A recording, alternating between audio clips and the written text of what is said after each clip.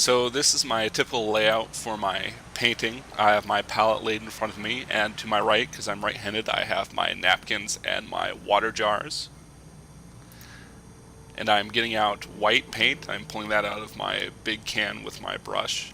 And so I'm putting it on my palette which use it, so make sure your brush is clean when you dip into paint like that. The rest of them are squeeze bottles, so I don't really have to worry about that so much. So getting out, since I'm doing blue here, I'm getting out my Ultramarine and my Pthalo Blue together. So there's my Pthalo Blue off on the side, and you can notice I'm not putting very much paint down at all. I'm putting on just like a couple drops because these papers aren't so big, so they don't take up too much space. Here's my Ultramarine that I'm putting on. Notice that I'm never putting paint down on top of each other. I'm always putting it to the side. That's why we're mixing on a palette and not a cup. It's because we can draw the paint out into the middle area like so and mix it together in the center. That way we don't have to waste a whole bunch of paint trying to guess how many drops go to this, and we can do it bit by bit and slower. So always drop your paint down onto the palette in an area off to the side, and you can draw it together to make the color when you mix it in with your brush. So I'm mixing in the Ultramarine and the Phthalate Blue to get a neutral middle value blue hue, not too red, not too green side.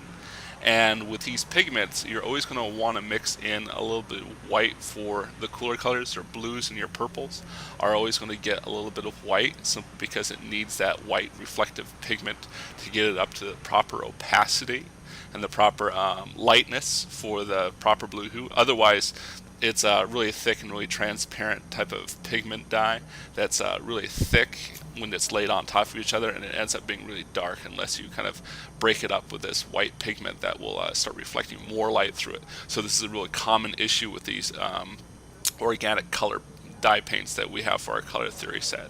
So always remember, add some white for opacity and also to get it up to the proper brightness.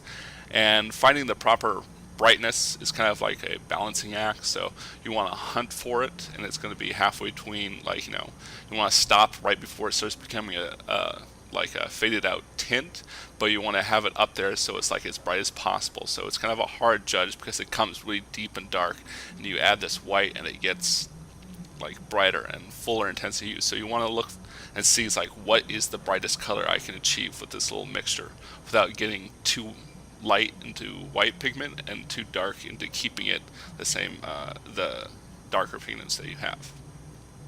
You notice I'm adding a bit of water into the mixture. I just only a couple drops too. This isn't a whole lot of paint, and so you take a little bit of water and you drop it in and see how it's kind of getting this heavy cream consistency. That way it's not going to be a gloopy thickness. You want to have a really nice handleable type of paint that just kind of draws across the page, and it will just kind of go where you put the bristles. So that's the main secret to mixing paint, is you have a paint that you can control. You notice I washed my brush out and I pointed the tip in it. So once I'm done mixing the paint on the palette, I'll wash it off and have a nice clean tip of paint, because that's way, after you're done mixing the paint colors, then it will kind of have a lot of paint loaded in the bristles. So I want to knock the extra paint in the bristles and have a lot of control with a point, like so. So the brush comes to a point. If it's splaying out or kind of getting really big and fat, it means you probably have too much paint on there. You want to do it for control. You want to have control of the brush with the actual tip. And it's just easy drawing in one direction with my hand and going just slow and seeing where the edge goes. So you always want to just be in control of the brush. You always want to make sure your pencil underdrawing is done and complete with all the complete shapes laid out and ready to go, because handling the brush and mixing colors is hard enough as is, so you might as well break it down into steps where you design your thing in black and white with line drawings first, and then you do your painting and your color mixing later. That way it's not such a huge hassle when you try and bring it all together. So break these things down to steps and do things as easy as possible for yourself. So always make sure you have a nice clean underdrawing of what you're working on. You should never be putting paint down unless you've laid a pencil mark to delineate where it's supposed to go first, at least when you're starting out painting like this. So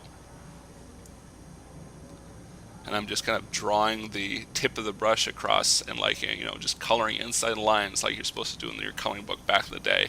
I know they say, you know, be creative in coloring outside lines. That's all well and good and stuff, but you made those lines to begin with, so you might as well take responsibility for trying to fulfill what you laid down in your initial design. So worry about being creative and all this wacky wild style later, and just kind of stick to your guns and like design like first and then lay your colors down where you want them. It's all about intentionality here.